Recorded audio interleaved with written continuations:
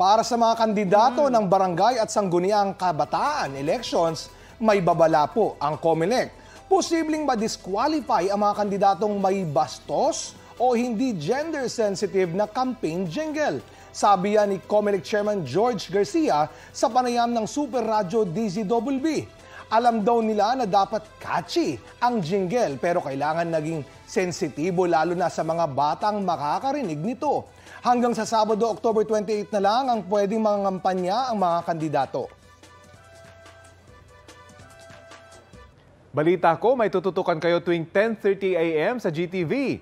Alamin ang mahalagang balita at impormasyong dapat nyong malaman sa Balita Ko tuwing Lunes hanggang Biyernes. Mag-subscribe din sa GMA Integrated News sa YouTube.